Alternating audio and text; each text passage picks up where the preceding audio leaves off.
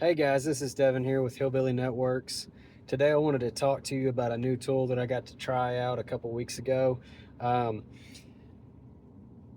I was working on a pole about an hour and a half to 2 hours from where my office is located, so to speak. And it was a metal pole.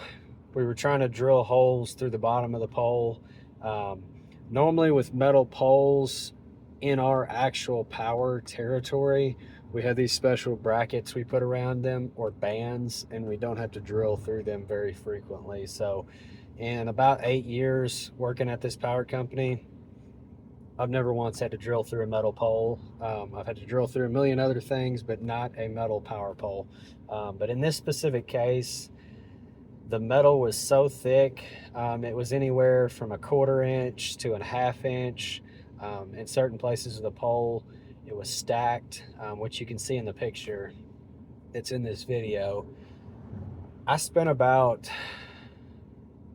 I don't know, 4 hours maybe or more drilling 2 or 3 holes in the bottom of a pole. I think maybe four, one on each side, lining them up. I burnt up multiple Milwaukee step bits. I think I had some Irvin ones. Uh, my boss had some step bits, burn up some of his too. And I had several drill bits that are designed for very thick metal. Normally they buzz right through anything I use them on, but in this case, it did not. It did a lot better than the other stuff, but it did not. So after we completed the work that day, we went back to the office, came back the next morning, and talked to our substation and line crew because they're the ones that deal with these metal poles more. And it turns out they actually have a drill that's made by Milwaukee that they use for drilling those poles. The drill actually has a magnetic block on it that locks onto the pole, which is amazing. It still weighs a lot. I'm going to say that. I can't stress that enough. If you're in a bucket, awesome. It's probably not going to be as bad. I do not have a bucket. I ladder or climb every pole I work on. Just with the way our network was designed, which that's a whole nother story. I do an array of different things. So I have a F-250 I drive around that has a ton of tools and stuff. Honestly, I couldn't drive a bucket truck around because it would not be able to hold all the tools I use. So if we ever do get a bucket, it'll be one that sets and is used here and there by each of us, which honestly, most of the time I'd rather just throw my ladder up there because it doesn't take but 5 or 10 minutes to get it on there and get up and do what I need to do. But that's coming from somebody that's worked with a ladder a lot. But back to the drill. I had to pull this drill up the pole with a hand line, and it wasn't the worst, as far as weight goes, but it's pretty heavy. So once I got it up there, then I had to figure out how to get it positioned over the hole that was marked on the pole, which was not right above the ladder. It is very difficult to get your ladder placed right where you need to be and it not be in the way. Yes, that's one benefit to having a bucket, but again, I don't have one. So on almost all of these drills, I had to lean all over to the side, even wrap my legs around the side of the ladder in some cases, and get the drill placed. So my main concern with this the entire time was I don't want to drop this $2,800 drill.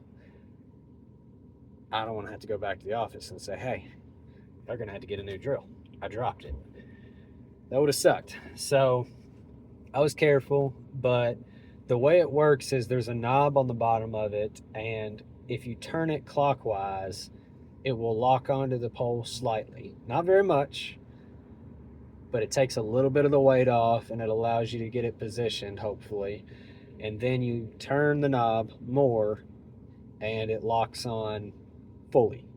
Now, when I say fully, I did learn if you put enough pressure on there, it will pull the magnets right off the pole, and your 50-pound drill is now freely in your hands again.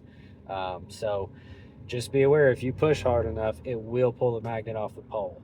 However, I believe I had this thing for about a day. I drilled maybe 4 holes with it.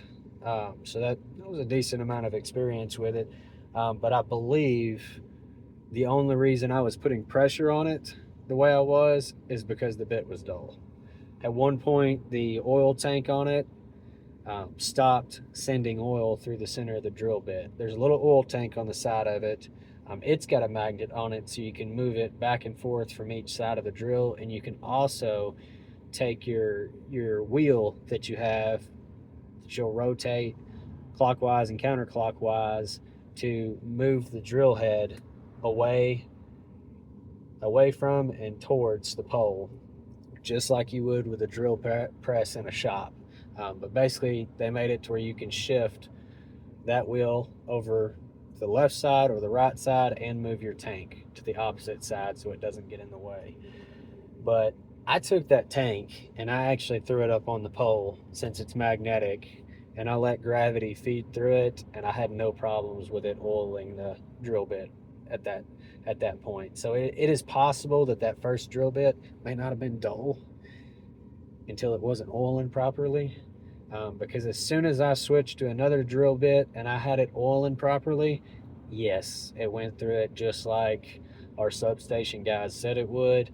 I mean, it was literally just push, and it was going through the pole that fast. I mean, it was amazing when it was working right. But again, I had an issue with the oil tank. I don't know, I haven't used it enough to really tell, but I think maybe there might have been like a little airlet hole on the cap, and maybe it was clogged, not allowing it to draw air in as the liquid flows out. I mean, because based on physics, if you know anything about fluids inside a container, adding and removing, just like a needle, whenever you draw out of a medicine vial, you've got to put air in it first before you draw it out, or it causes a vacuum effect, and that creates issues. So I would say there's probably a hole in that black cap at the tip, and it was clogged.